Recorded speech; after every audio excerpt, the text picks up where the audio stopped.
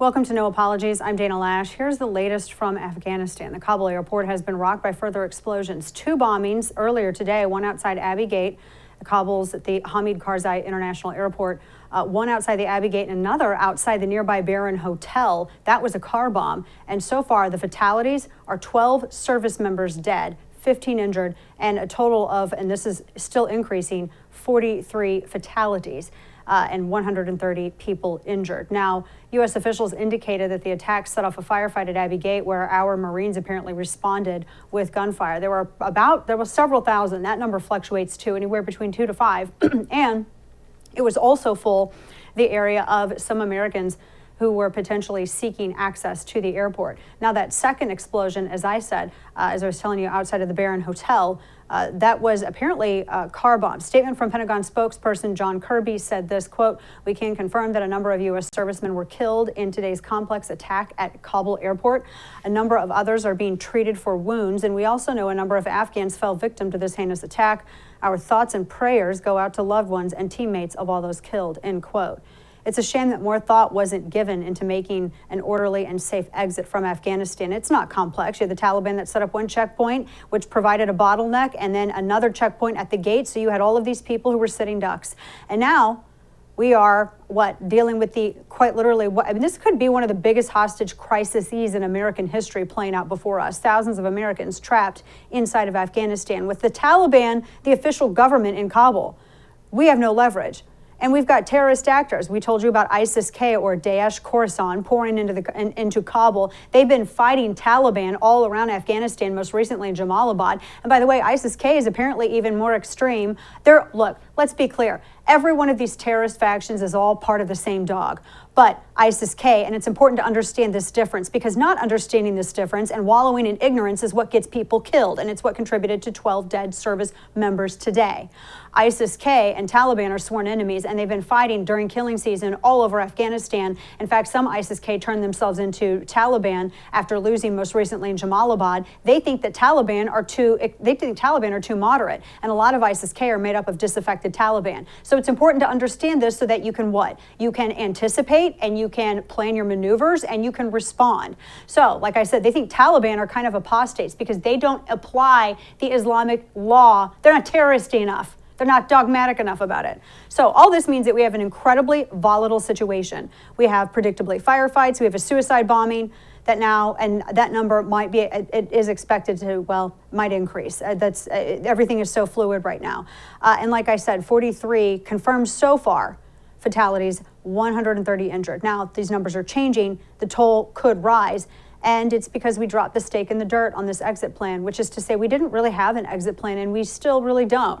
The Taliban want to position themselves as some sort of legitimate governing force, and they're condemning the bombing by blaming our troops, saying this, quote, "We strongly condemn the bombing of civilians in Kabul, which took place in an area where U.S. forces are responsible for security, paying close attention to the security and protection of its people, and evil circles will be strictly stopped." So they think that this is apparently the responsibility of the American soldiers, 12 of which just lost their lives in this whole entire process. Taliban, they're suggesting they had nothing to do with the bombing. Now, it could be. Again, all these terrorist factions are a part of the same dog. Now, if you remember, the president said the Taliban would provide for security for Americans and allies leaving the country, right? Not really working out so well. It's pretty bizarre to hear the head of CENTCOM say this kind of stuff. And as ISIS-K streams into the country, they're sworn enemies with the Taliban. Yes, the sectarian violence has already broken out. Now, meanwhile, earlier today, General Scott McMaster, and this was just a travesty of analysis, said on CNN that the bombing might have been by ISIS-K at the direction of the Taliban.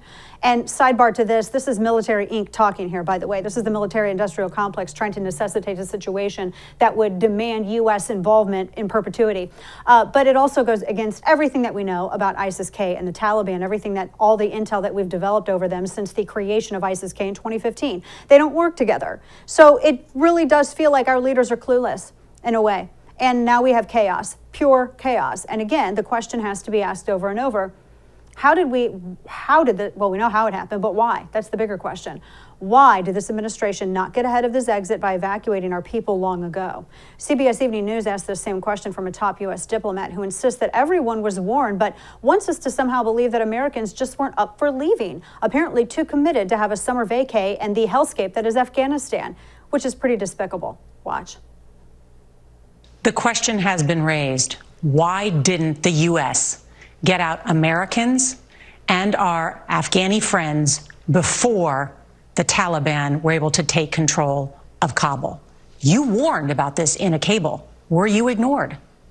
We put out repeated warnings every 3 weeks to Americans going back to, I think, March or April. Each one in stronger terms: leave now, leave immediately. Never in my 40 years of working, since I began working at the State Department, have I seen such strong language used. People chose not to leave. That's their business. That's their right. We regret now that many may find themselves in a position that they would rather not be in, and we are determined to try to help. So we're supposed to believe that Americans would rather stay in Afghanistan and be killed or tortured by the Taliban or ISIS-K? That makes zero sense at all whatsoever. And to somehow, they created a situation and they're blaming the people caught up in the situation that they created. And by the way, all of this is to say nothing of the thousands of loyal relationships that Afghan allies counted on, right? They helped us. In many instances, they defended and protected the lives of American soldiers. And now they've been left high and dry. Many of our allies are going to be killed horrifically. And we've sent a clear message to the world. You can help Americans, but in a moment's notice with this administration, America's going to leave you defenseless. And if you and your family are killed, so be it. Meanwhile, highlighting how clueless and tone-deaf this party is, the Democrat Party, House Speaker Nancy Pelosi fired off a series of tweets Thursday. By the way, sidebar to this, everyone was talking about Women's Equality Day. There's a chef's kiss on this. These were her first posts on the platform all day today after the explosions after the terrorist attack in Kabul left 12 U.S. servicemen dead. Here's what the Speaker of the House had to say as all hell broke loose and 12 families' lives are forever irrevocably changed. She says, quote, "Today and every day, let us summon the suffragist spirit of hope and strive to lift up the voices of women across the nation because we know this truth: when women succeed, America succeeds." So Nancy Pelosi tweeted this about noon today. There was a rumor that in fact, one of the suicide bombers outside of the hotel may have been a woman. So happy Women's Day. We're not succeeding. In fact, it's worse. We have 12 servicemen who were killed today, and because this is, and she's tweeting trivial social justice garbage as the world falls to pieces. Now, you would think the State Department would have a press briefing today, but no, that was canceled. The briefing schedule simply says no briefings today. No wonder, there was a quick Zoom one earlier. This is an administration that wants to hide under a rock, just like Vice President Harris has been doing for virtually her entire term as vice president. She ran off to Singapore, tried to talk tough on China. By the way, they also undercut her on her way to Vietnam because when her plane was stalled, she was going to go promise them 1 million doses of vaccine, and China undercut them. They got there ahead of her and offered 2 million. No joke. And then she went and posed in front of Ho Chi Minh. Amazing. A total crap show unfolding on the ground in Afghanistan. And this is what our leaders are doing. Now, the president occasionally pops out from his basement in Delaware with a stilted read off a prompter. He's supposed to be speaking later, or he spoke earlier today. None of this feels, though, like it comes from a place, his heart. It all seems, this is all scripted. Nothing's answered. And lately, the president seems agitated that anyone would suggest that any of this is his fault. So Tuesday, Jen Psaki went so far as to even brag that this was the biggest airlift in history. We touched on this yesterday, like it was some big grand achievement. It's the biggest airlift in history now because it was the biggest disaster they made. See, they wanted to change the storyline and get off the fact that they're incompetent, and they're getting people killed now. This isn't dramatic. But this is an outrageous situation. And so, yeah, this is a time to be outraged about it. You have to start thinking about who's going to get fired. Somebody has to go. Everybody, really. But at this point, all bets are off. The last president was impeached over a phone call with Ukraine. This president can't escape responsibility for this disaster. 12 Marines are dead. 12 servicemen, some Marines. Thousands still trapped. And we're not out of Afghanistan yet, not by any stretch. Remember, he was impeached. I'm going to pull this up. The former president was impeached because of a phone call. And I'm not sure if you saw one of the stories that came out. Politico reported that U.S. officials provided Taliban with names of Americans and Afghan allies to evacuate. They gave them a hit list. You could see all this coming. All this from an administration that stumbled into the executive branch, focused on all the wrong things, and almost none of their decisions seem to be about America and made with Americans in mind. We went from America first to America last. Joe Biden built back everybody better except for the United States. And reality has reared its head. So this is a quagmire in Afghanistan that looks like it's, well, of course it's going to get worse. Now, as I mentioned earlier, there was like a Zoom conference that they had, the Pentagon did. They finally held something, and it's clear they have no control over any of the events unfolding in Kabul, nothing. They did say, shockingly, that they're communicating and sharing information with the Taliban. This is insane. Watch this. We share versions of this information with the Taliban so that they can actually do some searching out there for us, and we believe that some attacks have been thwarted by them. Again, we've been doing this we've been doing this since the 14th. This is an attack that's been carried out. We believe it's possible that others have been thwarted. We cut down the information we give the Taliban. They don't get the full range of information we have, but we give them enough to act in time and space to try to prevent these attacks. You know, they were bombing us and we were bombing them just 2 weeks ago. So there you have it. The Pentagon's counting on the Taliban. Again, we were literally throwing munitions at each other 2 weeks ago to thwart attacks against us. And the Taliban are supposed to perform searches and help us prevent more suicide bombings at the airport. The same Taliban who couldn't be trusted to stop a terrorist group from using Afghanistan as a base to plot an attack on America, using planes filled with civilians, flown like missiles into the World Trade Center. So far, trusting the Taliban with our security has led to 12 dead servicemen today, hundreds injured. And this is the worst evacuation in American history. And the legacy press has done a pretty good job, most of them, holding the administration's feet to the fire. In fact, if it wasn't for some of these foreign correspondents on the ground, we wouldn't know as much as we do because we can't depend on our government to tell us. It's going to be interesting and really heart-wrenching to see where it goes from here because the administration has to be held accountable. And I just don't know how this administration continues with this. You have a president who has no faith, the people have no faith in his ability to do anything. He's plummeting in the polls. A suicide bombing now where you have 12 families who are going to get a knock on their door today. 12 families. You have the least liked vice president in American history. And we're looking at a lame duck presidency only 8 months into this term. And we are not even out of the woods yet, not by a long shot. Coming up, we've got more on the situation in Afghanistan. Jonathan Gilliam joins me next to break down the latest and what are our alternatives now at this point? Because Joe Biden said just last Friday, the White House in a statement, that any attack on American servicemen would be met with swift and forceful response. He didn't specifically say Taliban, because I know people are desperate to protect the Taliban, the military-industrial complex. But what's the response now? What do we do? We're going to talk with Gilliam next. Stick with us. Black Rifle Coffee Company is a veteran-owned coffee company, and they proudly serve premium coffee to people who love America. Veteran CEO and founder Evan Hafer spent over 7 years on the ground overseas with U.S. Special Forces and as a CIA contractor. In fact, you should check out video of my radio interview with Evan earlier because his group is also responsible for helping to bring SIV's Afghan allies over out of this debacle that's been created by this administration. And don't forget, they also do coffee. Black Rifle Coffee Company wants you to enjoy their coffee. They bring in coffee beans from all over the world and they roast them in Tennessee and in Utah. So wherever the end of summer takes you, Black Rifle Coffee is there to fuel your way. Make sure that you visit blackriflecoffee.com/DanaTV and use code DanaTV at checkout to get 20% off your purchase and your first coffee club order. Black Rifle Coffee, America's coffee.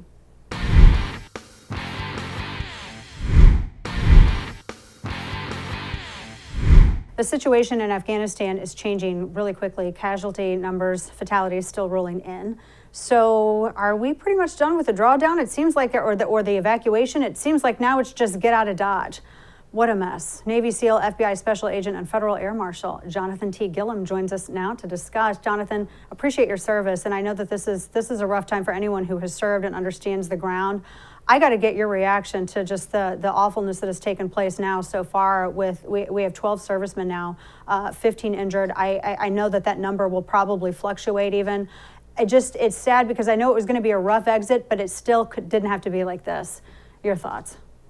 Well, first of all, let me just say it's great to be on your show. We've kind of circled in the same area for the longest time, and so it's good to finally be on your show. This reality that we're in now, it is no surprise. I mean, you look at how the leftists handle COVID. You look at how the leftists handle Chicago and the inner city, and you look at how they handle this. They use crisis to bolster their propaganda, but when a crisis really turns bad, they have no concept of how to fix it. And the problem here is that it's not just Joe Biden. These are the same incompetent generals that were trying to tell President Trump how to do his work, and Trump had to go around. They're the same ones that were brought up by Obama. And so here we are in this circumstance now where they have pulled the military back onto an isolated area and created a bottleneck, which terrorists and unconventional warriors will always look at what vulnerabilities they can exploit. And this was not a complicated attack, or however John Kirby said it was. This was a simple attack. You wait for a bottleneck to happen, you walk in with a bomb, and you blow people up. And in this case, our own administration created this bottleneck that killed now 12 servicemen and no telling how many of Afghanis. And we don't know if Americans were even in that crowd. We don't even know that. It's just, and you make a really good point talking with Jonathan Gilliam. You make a great point about just this. I mean, there were a bunch of sitting ducks that were left there. You had the choke point there, the bottleneck with the Taliban just getting into the airfield. And then you had the other checkpoint just at the gate to process people to get through. And then there was this huge area where thousands of people were crammed in. I hate to say this, but it's actually surprising that it didn't happen any sooner. Which, when we hear these same suits that these generals that you're talking about that were saying, oh, we prepared for every contingency. I don't see how they prepared for this contingency, because if they prepared for contingencies, Jonathan, they would have started this whole process to get all the SIV applications, get all the visas going through. That would have happened, I would think, a heck of a lot longer before shutting down Bagram. And that's the other thing. I don't understand why they would close their other option and leave them with one exit point.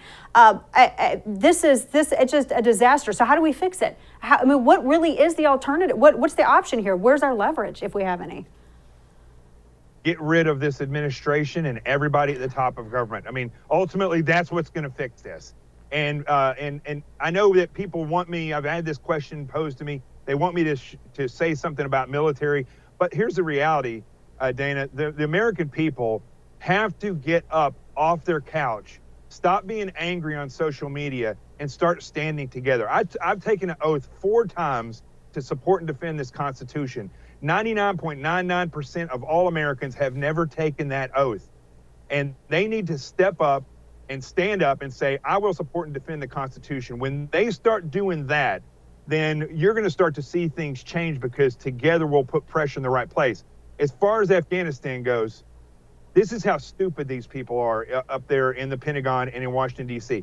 I was just listening to General McKenzie in this psychopathic type of a press conference where he showed no empathy for the people that were killed, not even the Marines. And then he says, we're going to find out who did this and we're going to go after them.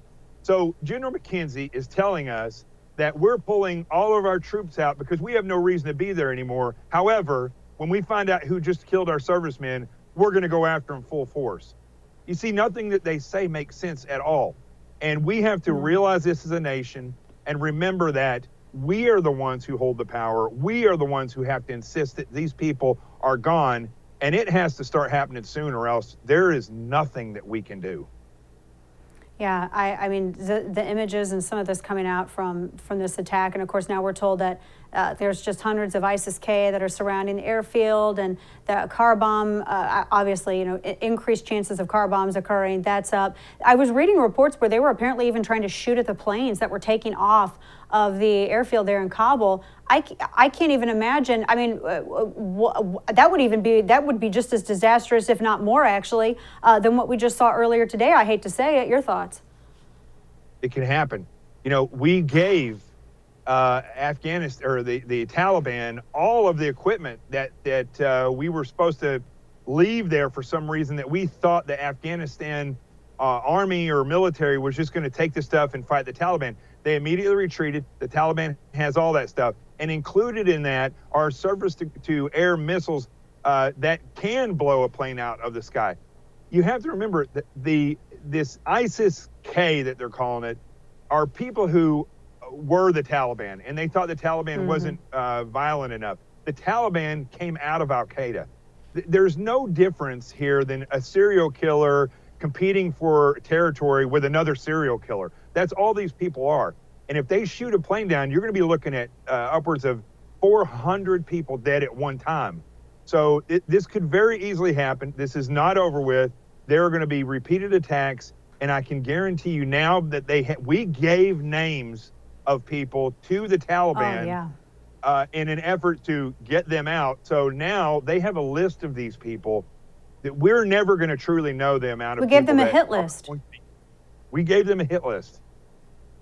Unbelievable. And of course, that was for folks watching, that was the list I referred to in a previous segment. Politico reported that it was in a bid to help, they have the Taliban help with. Jonathan, I got to get your response on that, because were we not just firing at them and bombing each other 2 weeks ago? And now we're hearing from CENTCOM that we're actually relying on the Taliban to provide protection. And I find it weird that it seems that there are some factions of this administration, it's almost like they're, for the lack of a better way to say it, like they're trying to rehabilitate the image of the Taliban here so that it makes it sound better when John Kirby has to go out and say that we're relying on them for protection. Is that how you're taking it too? Yeah, and John Kirby's the worst. I mean, he is. I thought that Jen Stocky, or whatever you say her name, I thought she was bad. John Kirby is the absolute worst, and he used to be an admiral. So, it's very strange in the way that they're trying to make the Taliban seem like this kindler, gentler group of people. It doesn't make any sense. And I'll tell you something else, Dana. You know, a good friend of mine who's also a former SEAL told me a quote from the Spartans over 2,000 years ago. The Spartans refused to go to war for more than 3 years with an enemy because after 3 years, they were literally training the enemy and their tactics. We've been at war for 20 years. The Taliban has shown us they didn't only learn how to fight us, you know, in the mountains or in the desert or in the urban area, but they know how to work the propaganda field now as well. And that's what they're doing. And Joe Biden and this administration, and I will even give some dissent to President Trump before when he sat down with the Taliban, that I don't think that these people know what I know and other people that have worked in counterterrorism know, that you cannot negotiate with these people. You eliminate these people.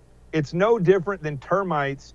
You cannot treat or sit down and negotiate and have diplomacy as a way to get rid of termites. You have to find out where they're at and eliminate them.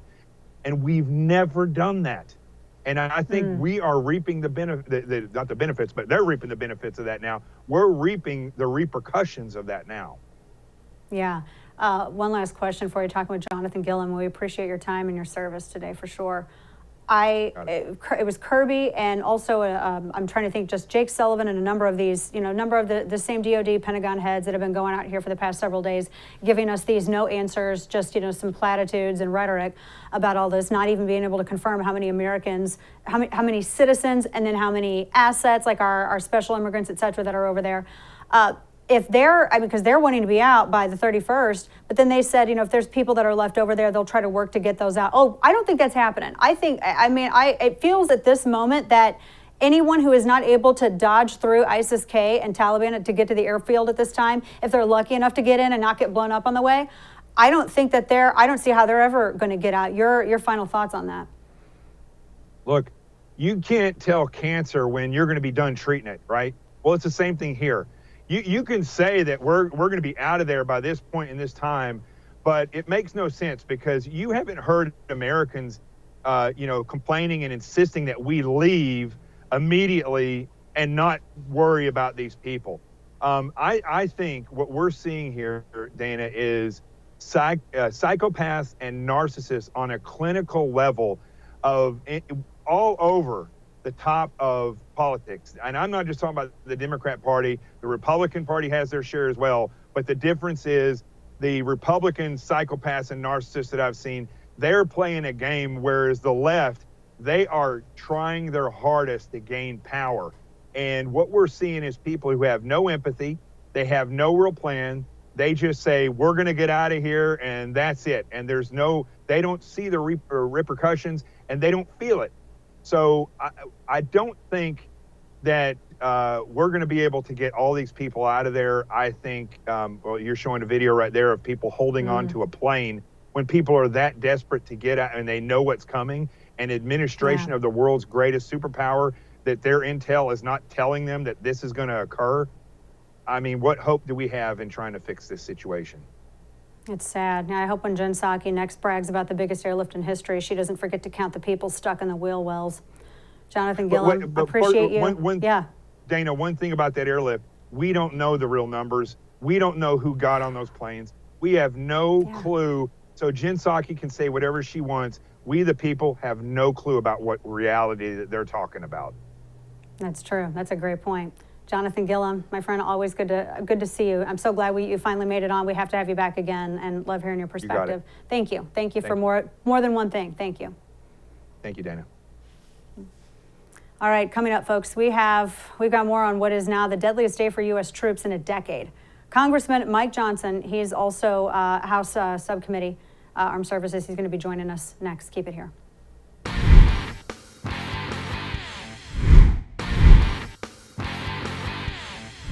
The chaos in Afghanistan I think it's beyond a boiling point at this point. More attacks are expected even. Congressman Mike Johnson from Louisiana joins us now to discuss where we go from here and how Congress is planning to respond to this. Congressman, thank you so much for taking time out to join us. I know it's incredibly hectic for you, especially for you. I know you sit on the Committee for Armed Services. You deal with readiness. You also deal with cyber issues. A lot to unwrap here, but I'd like to get your reaction to just some of we really heard a lot of silence from our leaders, whether it was DOD, whether it was Pentagon. I mean, we heard this weird Zoom thing from CENTCOM just a little bit ago. The president speaking. Not a lot of answers have been forthcoming, and it's weird to say that I think we've learned more from foreign journalists on the ground than we have from our own government officials. How confident do you feel? I know you are all privy to information that we are not. Where is your level of confidence right now in being able to evacuate every American citizen and every Afghan asset out of Kabul? We are deeply concerned. We continue to have many more questions than answers that are being provided. You know, on the House Armed Services Committee, the Republicans began asking these critical questions of the president weeks ago, months ago. I wanted to know what the plan was when he said that he was going to withdraw from Afghanistan on this political timeline that he created. There was apparently no plan now. We can all see it. Right now, we're desperate for answers. We're asking for them, and we're getting about the same amount of information as the American public gets. And it is shocking. It is inexcusable. And there will be a lot of people to answer for these mistakes, not the least of which is the President of the United States. Right now, we have zero confidence in this administration or what they're going to be able to do. It looks apparent to us this is going to get much worse before it gets better. And I know the president said last Friday, August 20th, I believe, that if there was any attack on service members, that there would be a swift and forceful response. And I know surrogates from the administration are saying, well, it wasn't the Taliban, it was ISIS-K, so that somehow exempts us from really having any kind of response on this. Should there be a response? What should the response be? Have you all had time to really, because I know things are coming in fast and furious. What are your thoughts on what kind of response the U.S. should have? What should be done, in your opinion, at this point? Well, at this point, we have a crisis on our hands. We have been showing weakness, and weakness invites aggression, as Ronald Reagan used to always remind us with the peace through strength doctrine. Right now, our enemies are having a great time with this. Our adversaries are, and the terrorists right around the airport there, where you still have innocent civilians and apparently maybe thousands of Americans still left behind enemy lines. And so we need to show strength right now. We need to let them know we're not pulling troops out of this situation until we get the Americans out. You know, Kevin McCarthy is the Republican leader in the House, and he has called on Pelosi to bring all of us back to Washington, bring Congress into session right now so that we can do everything within our power as the legislative branch to help get our Americans out. And if the White House won't lead, and apparently they're not, there may be other voices that need to step up. We have zero Democrat leadership from the White House to Capitol Hill, and this is a very dangerous situation. Now, you bring up the House Speaker. I think she was, I was looking at our timeline today. In fact, we're something that we've been discussing today. She looks as though she was very busy talking about Women's Equality Month or something like that, and hasn't really responded about this. I know they were very interested in going up and showing support for Gavin Newsom out in California. The president, vice president, and House Speaker were planning to go out there for, I don't know if that's still going to happen. It just seems like their priorities aren't where they should be. Your thoughts on the reaction of our allies? G7 apparently disappointed. Headlines that Biden broke NATO. Is that the real severity of the situation? We think it is. Our foreign relations are in tatters now. We have done more damage. I believe, that this is the greatest national security foreign policy blunder, at least in my lifetime, maybe when it's all said and done, maybe in all of American history. The ramifications of this will go on for a long, long time. If America projects weakness, everybody's in trouble. It's not important. The peace through strength doctrine is not important just for Americans. It's important for the whole world, all peace-loving people everywhere, because the perception of a strong America is important for stability around the globe. We are the only nation in the world that can project force like we do. We are the last bastion defenders of freedom. And when we look weak, tyrants and terrorists everywhere are empowered. And that's the problem right now. We have concerns about our safety and security here on the homeland because the border's been open, as we all know, since January. We know that there are dangerous people on the terrorist watch list who've gotten through our southern border and are here in our homeland. We're coming up on the 9/11 anniversary. It's just a worst case scenario. And so much of this was completely avoidable. It was predictable, should have never happened. And the buck does stop at Joe Biden's head. You mentioned predictable, Congressman. There was a lot of discussion, but not a lot of national media attention, not enough anyway, on how the Taliban was able to roll into all these provincial towns so quickly and how so many people there didn't seem surprised. And of course, some of the stories coming out were, well, it was because they were using WhatsApp, the Facebook-owned, American-based Facebook-owned WhatsApp as their digital headquarters. And they were able to target messages to certain parts of Afghanistan as they were coming into it, even asking people who were with the now former Ghani regime if they wanted to surrender. Here's a number. They kicked it out on WhatsApp. You can surrender, and we'll schedule you in for your surrender. I am shocked at how anyone could say that it was not predicted. And I know that we've heard this from Mark Milley and Lloyd Austin. Were they not watching this? I mean, they monitor everything else for January 6th stuff. Was it beyond them to look at WhatsApp to figure out what the Taliban was doing in Afghanistan? They are either inept or they're being dishonest with the American people. We've been given a little bit more information in a classified setting on some of that. But my personal belief is, I can tell you what I think is obvious to every American. We have the best intelligence capability in the world. We have the strongest military. They knew that these contraindicators are there. They knew what the risk was. I think they probably did say this to the president. But as he told all the American people, he's the commander in chief. He made the unilateral decision. He and Kamala Harris, she was the last one in the room, infamously, she's admitted to. They made this decision for political reasons. And there is going to be blood on their hands. There's a lot of innocent people that are going to die for this. And our own security here in the homeland is in jeopardy now because they were trying to score political points. It's hard to be to not be blunt about this. I mean, that is the facts that the American people know. I was with a big group of constituents in Louisiana this morning, Republican and Democrat. They're all outraged. They're upset. They're concerned. They want to know who's in charge. And I couldn't really tell them. I don't know. I think Joe Biden is there, but he's kind of checked out on us, and it's a scary thing for everybody. Yeah. Last question for you. Talking with Congressman Mike Johnson out of Louisiana, and Congressman, we appreciate your time with us. One of the other big issues, very concerning, is the processing and the fight to get these special immigrants here, people who put their lives on the line, their families' lives on the line.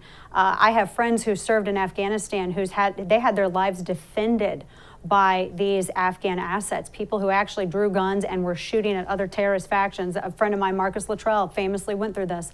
I have other friends that have these experiences. And so they have these developed relationships with these people, and they recognize what they're going to go through if America doesn't uphold their promise to them. Is there anything being done in Congress? I know Claudia Tenney has filed, has a proposal out. Is there anything that is being done or that can be done on your end to expedite some of this so we can, if anybody's going to get held up by paperwork, let's just try to figure out how we can get the red tape out of the way and get these people processed? Absolutely. We've been scrambling to do that. And of course, as everyone knows, all of our offices have been working around the clock now since this began to get people through. We have constituents. I have Barksdale Air Force Base and the Global Strike Command just a few miles from where I'm speaking with you from. Fort Polk is in my district. We have a big military presence, lots of families, lots of people with connections back there because they've all served in recent years and they have interpreters and friends and allies there. So we've been getting the calls like many other congressional offices have. As recently as an hour ago, we were able to get someone through today, through the gate that we've been working on for days. But there's so much red tape. It is so inexcusable. And it is a shame that you have to use congressional offices to work through these back channels to get people through and get them to safety. The State Department is asleep at the wheel. The Secretary of State is in so far over his head. Joe Biden is as well, clearly, and so many lives are in jeopardy because of it. It's inexcusable. And I think this blunder is going to be with us for a long, long time. I think it will be too. We've destroyed our ability to gather intelligence on the ground at this point. We're going to have another black spot here on the 20th anniversary of 9/11, which was one of the things that contributed to 9/11 in the first place. It's awful. Congressman Mike Johnson, thank you so much for joining us. I appreciate your time with us today. And we're praying for everybody serving over there and hopefully everybody can be brought home safe. Thank you. Absolutely. Thank you. All right, folks, coming up, Delta CEO, they're taking vaccine policy to a brand new level. We got more on this next.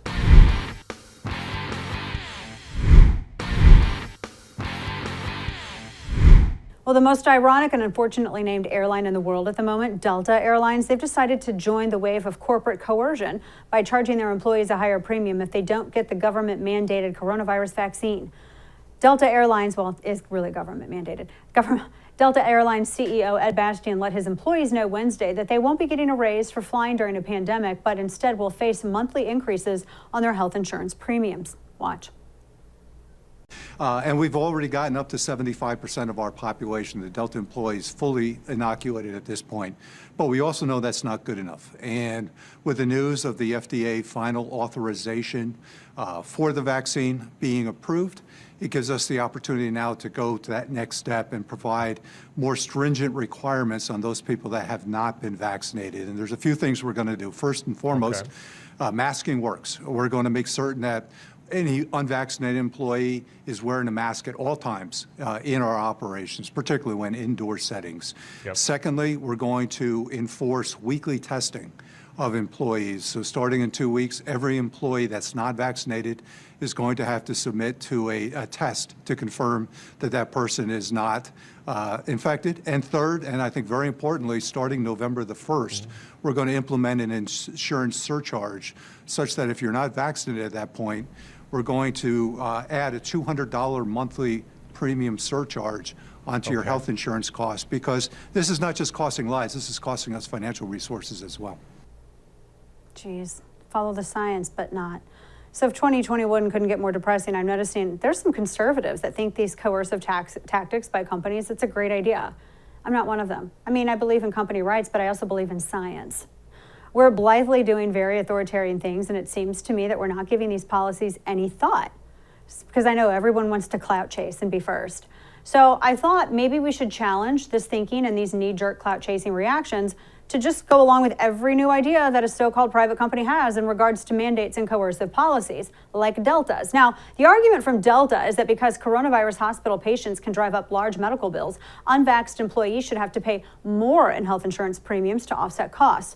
Now, for this argument to work, it presupposes a couple of things simultaneously. That one, every positive case results in either fatality or hospital stay, which of course is not even remotely close to being true. Yet when Americans were asked to estimate the share of fatalities by age group, according to studies, people dramatically overestimated the share of coronavirus deaths from people aged 24 and younger, putting it at around 8%, for instance, when in fact it was 0.1.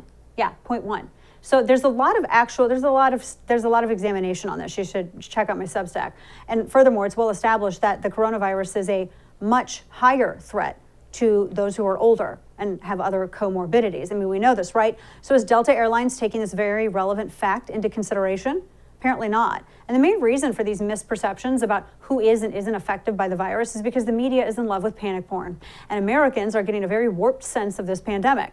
Studies, like I said, have shown U.S. media has created a climate of fear by pushing a deluge of negative news in 2020. One Ivy League-led study found that 91% of U.S. stories in major media were negative in tone compared to 54% in non-U.S. media, even when the virus was on the decline and positive results were being achieved.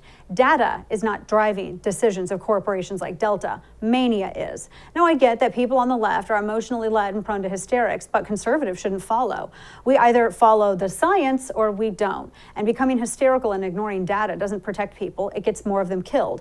In fact, it's well understood now that the pandemic has taken a lesser known toll, thousands more deaths than usual from heart disease and a handful of other medical conditions, according to an analysis of federal data by the Washington Post. We never talk about this.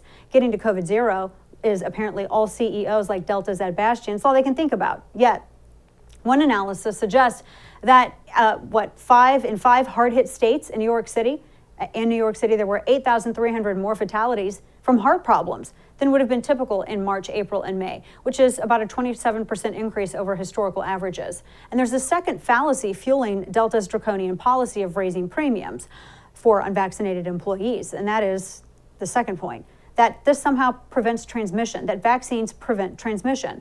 But we now know that vaccination doesn't actually stop the spread of the virus at all. Early studies even indicated both vaccinated and unvaccinated carry the same viral load. So the vaccine absolutely does, I believe, help prevent severity of symptom and severe illness, but it does not limit the spread. And more data out of Israel, which is one of the most vaccinated countries in the world, indicates that the vaccine isn't even stopping or reducing the severity of symptoms anymore, which is why now we're on third booster shot discussions. So again, Delta's policy is not underpinned by logic or data. Now, a common defense from many is, well, we already do this for pre-existing conditions or risk factors. Well, this isn't a logical comparison because you can't compare people's risks from being vax hesitant to actually being obese or being a smoker, which are well-established risk factors supported by long-term scientific data. And ironically, it's a lack of data and transparency that makes people vaccine hesitant to begin with. And it's not accurate to say that it's a risky behavior to be hesitant in certain cases, especially if you're going to exclude that health reasons or anything else. Being hesitant might actually indicate that someone's considering their own particular risk profile and their own health situation. So all this to say, these mandates and coercive policies from corporations, they're not based in politics. They're not science-based fact. Well, they're based in politics. And that some conservatives don't get this and that they're piling on this mandate wagon, it's incredibly disappointing. So just to be really clear with it, we're talking about hesitancy towards or the refusal of an injection that reduces the severity of symptoms, but is not an inoculation, as it does not prevent transmission. And let's remember that the virus has an over 99% survivability rate. So I'm not sure how Delta Airlines' move satisfies current federal law on setting premiums either. I was looking at this last night. Take a look at these factors that are allowed by law to be considered for when setting premiums for health insurance for its employees. Employers can consider age, location, whether or not someone smokes. They can look at all this, whether or not you need coverage for your whole family, the level of care that you choose. All of these can increase premiums. Now, I don't know if they're going to include vaccine hesitancy. I'm not really quite sure how this works. Are they going to have to change the federal law on this? But in any case, since Delta Airlines expects higher premiums from people who statistically won't need hospital services, is Delta going to pay more to cover any cost of potential adverse reactions or breakthrough transmissions of their employees? Does it become a workers' comp issue?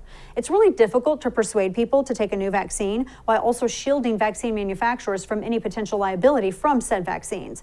And I think this is important because so little is known, not just about this virus and subsequent mutations and this vaccine's side effects. You know, they may seem, while adverse reactions are small in scope, the length of time that we've had to adequately measure reactions and long-term effects is incredibly short compared to all we've known about vaccines, the vaccines we've grown up with for years. Most people are hesitant. They're not anti-vax. Now, I get the time is of the essence during a pandemic, but let's be fair. People's vaccine hesitancy is rising in proportion to the rise in these authoritarian mandates, and it's understandable. And it's not conservative to solve authoritarianism with authoritarianism. Conservatives should not be in favor of any kind of vaccine coercion and or mandate. I mean, I question those principles at all, if they are. That does it for us tonight, folks. Thanks for tuning in. Good night, and don't bend the knee.